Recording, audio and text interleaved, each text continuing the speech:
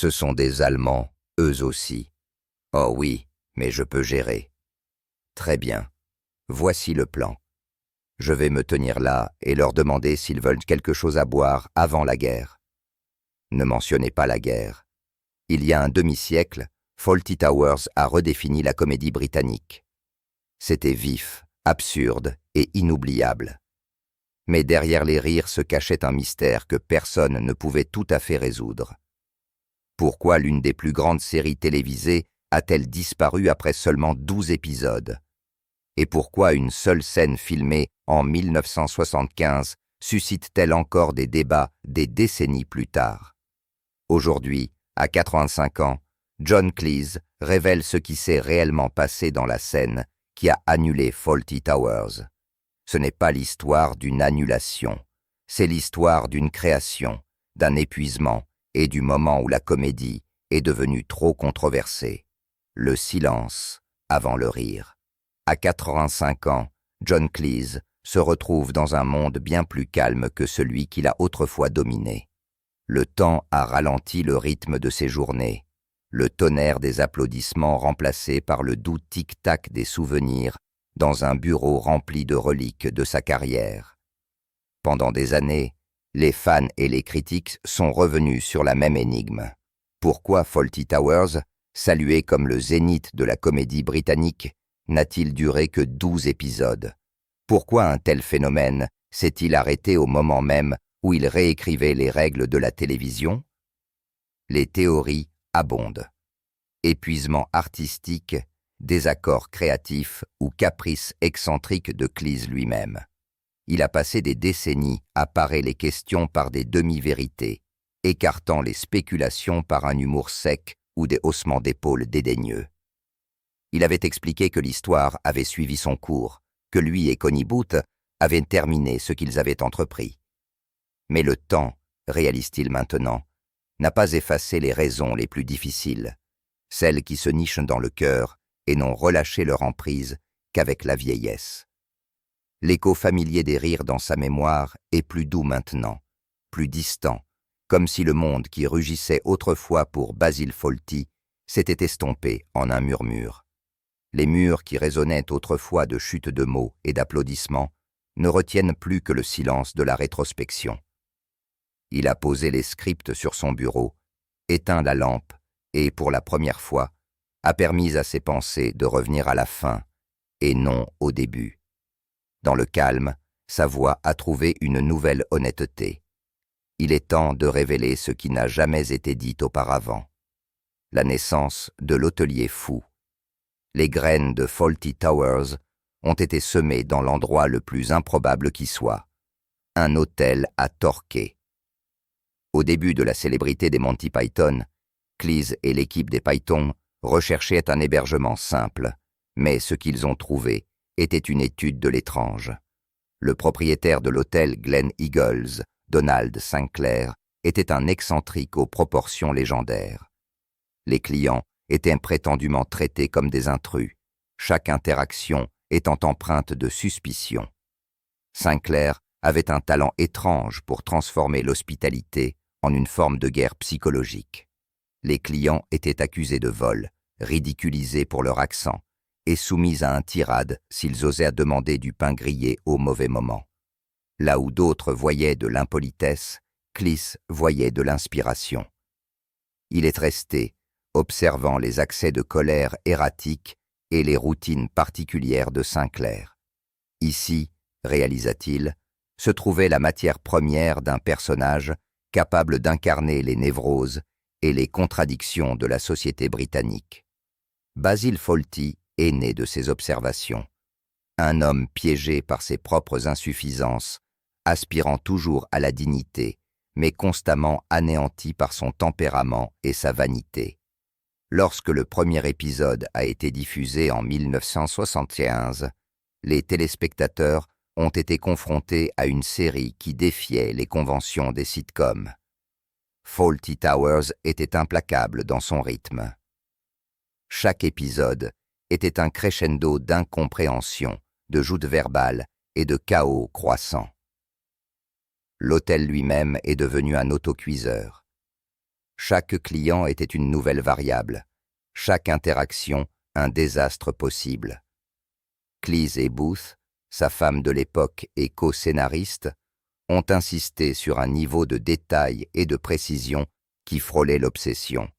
Les répétitions étaient exhaustives, les scripts révisés jusqu'à ce que chaque ligne porte à la fois un rire et une piqûre. Le succès a été immédiat et écrasant. Les téléspectateurs ont vu leur propre vie, leurs propres frustrations refoulées et leurs angoisses sociales reflétées à travers le prisme de la gestion désastreuse de Basile. La popularité de la série a grimpé en flèche, mais derrière la caméra, le prix à payer augmentait. La quête de la perfection, les réécritures incessantes et la pression pour maintenir le ton acéré de la série ont eu des conséquences néfastes. Les rires qui remplissaient les salons se sont faits au prix de la fatigue et de la tension créative. Le perfectionniste et le partenaire. Après la première saison de 6 épisodes, la BBC aurait réclamé davantage. Dans un climat où la plupart des sitcoms duraient des années, l'hésitation de Cleese était considérée comme excentrique, voire perverse. Mais il savait que la grandeur exigeait de la discipline, que chaque blague, chaque pause, chaque regard devait être mérité. Avec Connie Booth, il a entamé le processus minutieux d'écriture d'une 2e saison. À ce moment-là, le partenariat s'était déjà transformé. Le mariage qui avait soutenu leur collaboration était terminé, anéanti non pas par manque d'affection, mais par les exigences incessantes de la créativité et l'intensité partagée qui alimentaient leur meilleur travail. Leur collaboration post-mariage a témoigné d'un respect mutuel et d'une dévotion artistique. Les séances d'écriture étaient méticuleuses dans leurs détails. Booth et Cleese passaient des heures sur une seule scène, pesant chaque temps pour sa vérité et son impact. Ils revoyaient les idées, rejetaient tout ce qui leur semblait répétitif ou bon marché, et façonnaient chaque épisode selon une norme qui ne tolérait aucun compromis. Les nouveaux scénarios auraient porté la marque de leur relation en évolution, un mélange d'affection, d'exaspération et d'une rigueur professionnelle que peu de sitcoms, avant ou depuis, ont égalé. Pourtant, à chaque épisode, Cleese ressentait le coup plus vivement. L'énergie qui animait les colères hystériques et l'esprit vif de Basile était de plus en plus difficile à rassembler. L'atmosphère sur le plateau est devenue tendue, l'ambiance parfois fragile. Même si les scripts devenaient plus pointus, Cleese aurait senti un vide envahissant. Le processus n'était plus une joie, mais une épreuve d'endurance. La série qui avait été leur plus fière création menaçait maintenant de consumer toute paix et toute spontanéité. Lorsque le dernier épisode a été diffusé en 1969, Cleese n'a pas ressenti de triomphe, mais un soulagement et une étrange douleur creuse. La BBC a plaidé pour davantage, offrant tout ce qu'un écrivain pouvait souhaiter. De l'argent, de l'autonomie, la possibilité de continuer à créer, mais Cleese a refusé. Même si la série s'est terminée, son héritage a refusé de s'éteindre. Le monde a regardé ces 12 épisodes non seulement comme une comédie, mais comme une étude de la douleur et de l'absurdité, un reflet du coût de la perfection. Les demandes de la BBC se sont estompées, mais la présence de la série n'a jamais disparu. Il y a cependant eu un moment, enfoui parmi les rires et le chaos, qui est revenu à Cleese sans cesse, longtemps après la tombée du rideau.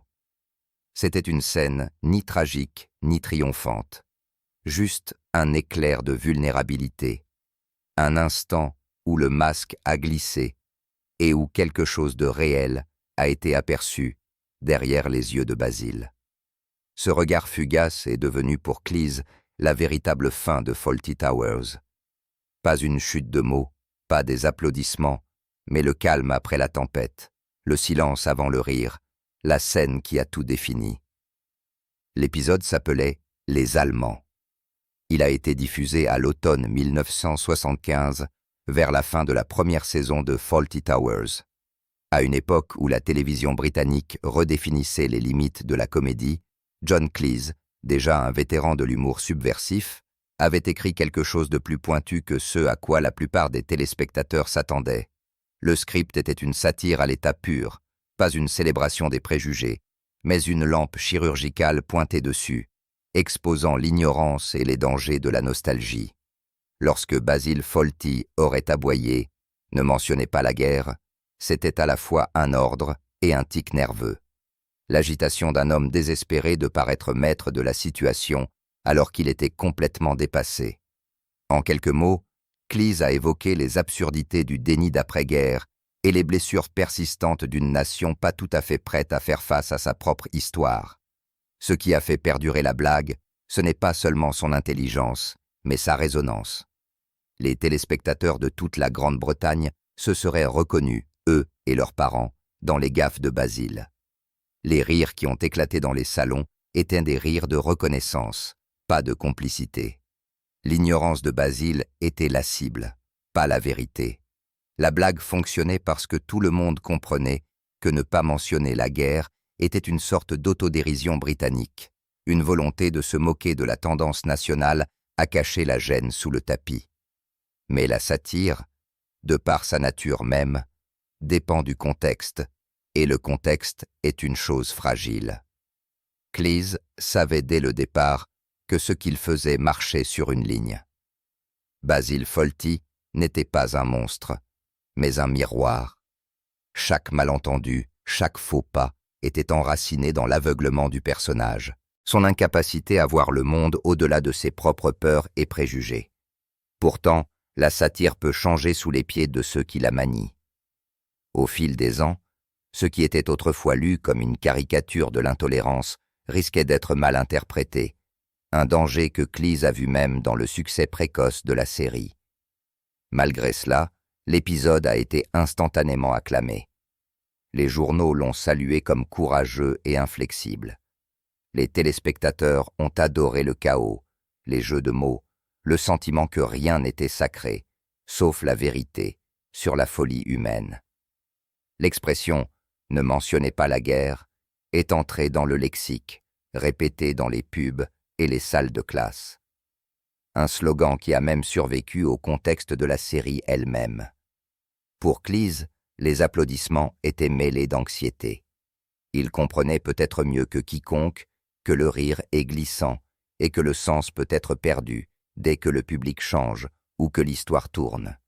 Pour lui, la comédie n'a jamais consisté uniquement à faire rire. Il s'agissait de tenir un miroir devant le monde, même brièvement. Le script de l'épisode Les Allemands, annoté et marqué de notes sur le ton et le timing, était conservé sous clé, presque comme un artefact personnel. Cleese le revisitait de temps en temps, faisant glisser son doigt le long des lignes qui avaient autrefois fait pleurer de rire une nation. Il se demandait tranquillement ce que les futurs téléspectateurs verraient en le regardant. Se souviendraient-ils du monde qu'il avait engendré? Ou les années éroderaient-elles la satire jusqu'à ce qu'il ne reste plus qu'un faible contour d'une blague qui n'est plus comprise? L'estompage vers le silence. Après la diffusion du dernier épisode de la série en 1969, Fawlty Towers est entrée dans une nouvelle phase. Plus seulement une sitcom, elle est devenue un élément de la mémoire culturelle britannique.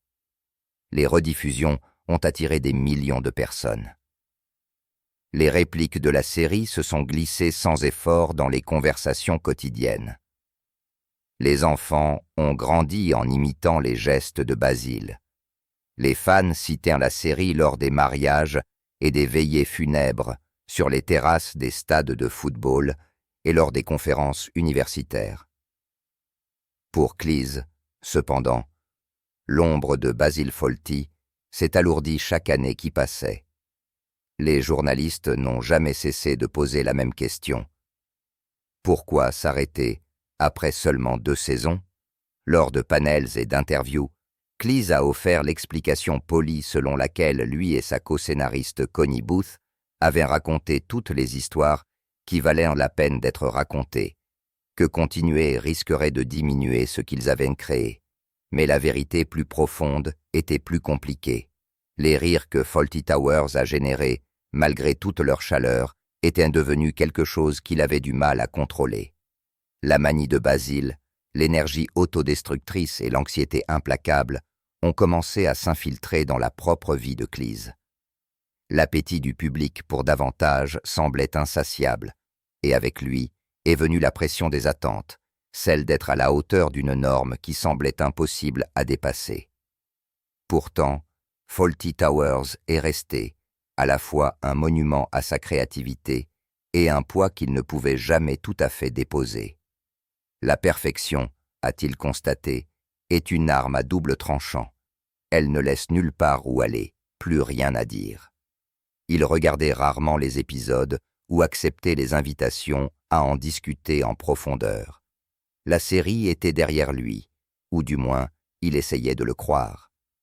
Pourtant, le temps, implacable et curieux, a l'habitude de rouvrir même les chapitres les plus soigneusement clos. L'ère numérique, avec ses archives et ses redécouvertes infinies, a ramené Fawlty Towers au premier plan. Et avec elle, les questions sur le sens, l'intention et le droit au rire ont refait surface. Le retour de l'allemand, la tempête numérique, est arrivé tranquillement en 2020.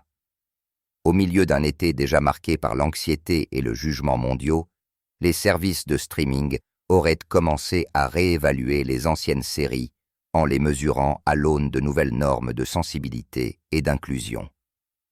Un matin, sans fanfare ni explication, l'épisode « Les Allemands » aurait disparu de la plateforme appartenant à la BBC, qui avait longtemps été son foyer numérique.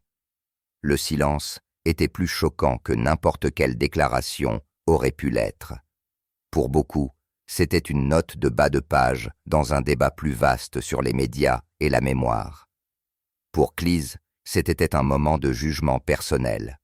Voir l'épisode disparaître, c'était se rendre compte à quel point le monde avait changé. En son absence, l'épisode a été évoqué dans des articles et sur les médias sociaux, disséqué par des personnes qui ne l'avaient jamais vu, débattu par celles qui se souvenaient de chaque ligne. Lorsqu'il a finalement été restauré, il est revenu non pas avec une célébration, mais avec un avertissement, une note indiquant que ce qui allait suivre appartenait à une autre époque. La série elle-même n'avait pas changé, mais la lentille à travers laquelle elle était regardée s'était transformée au point d'être méconnaissable. Cleese a regardé tout cela se dérouler avec un mélange de résignation et de détermination. Il n'a pas protesté ni cherché de sympathie. L'épisode, a-t-il insisté, n'a jamais porté sur la cruauté. L'ignorance de Basil était la chute de mots, pas une excuse pour mal comprendre. C'était mal comprendre toute la base de la satire. Rire de l'intolérant, pas avec lui. Pourtant, le retrait et le retour de l'épisode ont confirmé la plus ancienne suspicion de Cleese. Le pouvoir de la satire réside dans sa fragilité. Ce qui avait autrefois été une parodie évidente des préjugés pouvait avec le temps devenir un carburant pour la confusion, voire le ressentiment. La mémoire s'estompe et le sens s'érode. L'épisode qui avait autrefois uni le public dans le rire était devenu un champ de bataille d'interprétation, le poids d'une seule scène. Au fil des ans, l'épisode controversé. Les Allemands a pris une vie bien au-delà de la brève diffusion de la série. Les critiques l'ont débattu dans d'innombrables essais. Les fans ont revisité la scène, disséquant son timing, son ton, ses conséquences. Certains l'ont salué comme l'un des meilleurs morceaux de commentaire social de l'histoire de la télévision. D'autres, plus récents dans la série ou façonnés par un monde changé, ont trouvé de l'inconfort dans le rire, incertains de savoir si la satire fonctionnait toujours comme prévu. Cleese a compris le paradoxe. Il savait mieux que quiconque ce que cela signifiait de créer une blague qui survivrait à son créateur. Regarder une idée se façonner, être revendiquée et parfois mal comprise par des générations qu'il ne pourrait jamais rencontrer. Il a suivi le débat avec une certaine mélancolie. Ce qui l'a le plus blessé, Ce n'est pas l'accusation selon laquelle la série était offensante, mais le mythe persistant selon lequel Fawlty Towers a été arrêté, ou même supprimé, à cause des Allemands. La réalité était bien plus ordinaire et pour lui, plus douce amère. La série s'est terminée non pas par un scandale, mais par un achèvement créatif. Rien n'est resté non dit, aucune histoire inachevée. La controverse, des décennies plus tard, n'était qu'une résurrection d'un fantôme, un débat sur une scène dont le contexte s'était tranquillement estompé. Dans le calme de son bureau, en relisant de vieux scripts, Cleese aurait vu en Basil Fawlty une figure figée dans le temps. La vraie tragédie, pensait-il, n'était pas que les gens puissent être offensés, mais que tant de gens aient oublié l'intérêt de rire de l'ignorance. La satire, à son avis, n'était pas destinée à réconforter ou à rassurer, mais à déstabiliser, à nous faire nous voir nous-mêmes, et, peut-être grâce au rire, à changer, ne serait-ce qu'un peu. Maintenant, alors que le monde avançait et que la scène résonnait de nouvelles façons, Cleese aurait réalisé que lui et Basil avaient été dépassés par le temps, le rire n'était jamais destiné à durer éternellement. Mais dans l'espace fragile où il a duré, il a tout défini. La vérité, derrière le rideau. Alignées sur les étagères derrière lui se trouvent des boîtes de films abîmées. Leurs étiquettes se sont estompées avec l'âge. Archives de la BBC, Fawlty Towers, saison 1, saison 2. Ce sont des reliques, autant qu'une partie de l'histoire culturelle britannique, comme les chutes de mots qu'elles contiennent. Le studio, calme et caverneux, est rempli d'un faible écho fantomatique de rire des années passées. Pour la première fois, Cleese s'est autorisé une rare vulnérabilité, parlant avec clarté de la mythologie et des fardeaux qui ont grandi autour de sa création. La fin de la série, aurait-il révélé, était un acte de discipline créative. Lui et Connie Booth, sa partenaire d'écriture et co-vedette, avaient conçu Fawlty Towers avec une durée de vie limitée. 12 épisodes méticuleusement construits, chacun conçu pour s'appuyer sur ce qui précédait et ne rien laisser en suspens. La décision d'arrêter était enracinée dans une philosophie que peu de créateurs sont assez courageux pour suivre, que l'histoire doit se terminer à son apogée avant que la répétition ne s'installe et que l'étincelle ne s'éteigne. Chaque effondrement, chaque farce étroitement chorégraphiée, chaque silence fugace et inconfortable avait été conçu pour un effet maximal. Les personnages n'étaient jamais censés devenir des caricatures. L'humour vivait dans leurs défauts, dans l'autocuiseur claustrophobe d'un hôtel en bord de mer, où l'absurdité était la norme et le désastre un invité quotidien.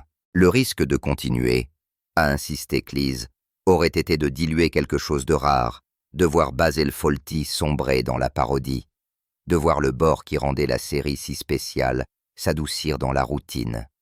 Pourtant, lorsque l'épisode infâme, Les Allemands, a refait surface dans le discours public des décennies plus tard, Cleese s'est senti obligé de parler avec une nouvelle candeur. Il voulait clarifier non pas simplement l'intention d'un seul script, mais l'intention qui a façonné toute la série. Les Allemands, maintenant si souvent référencés dans les conversations sur la comédie et la controverse, n'ont jamais été destinés à frapper les faibles ou à attiser la cruauté. Il est temps de tout dire, a-t-il dit. Il n'y avait aucune excuse dans son ton, seulement un aveu d'intention, une reconnaissance que l'art à son meilleur est à la fois un miroir et une fenêtre. L'héritage de 12 épisodes. Fawlty Towers a persisté, sans être diminué par le temps, comme une référence dans l'histoire de la télévision. Sa légende a été assurée non pas par des saisons sans fin ou des redémarrages, mais par un refus ferme de prolonger son séjour.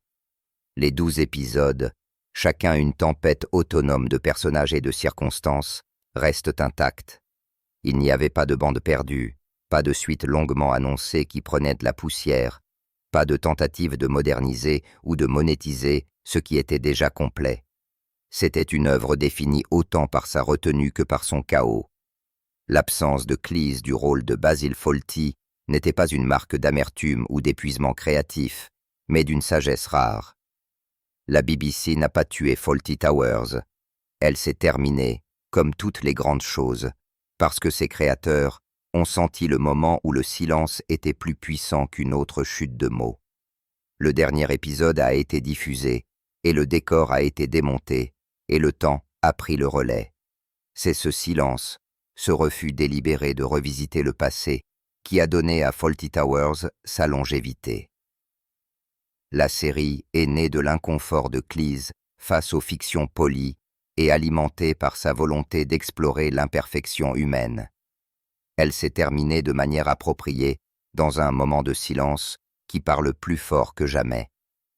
La scène qui a annulé Fawlty Towers n'était pas une victime du scandale, mais d'une incompréhension, un point d'éclair où la satire a été confondue avec la méchanceté, et où une culture a momentanément oublié que le rire peut être une forme de révélation de la vérité, pas seulement une distraction. Au fil des décennies, ces 12 épisodes ont vieilli, mais leur pertinence perdure. Les critiques et les fans y reviennent non seulement pour la nostalgie, mais pour l'art dans leur construction, la précision de leur malaise et l'humanité qui palpite sous la farce.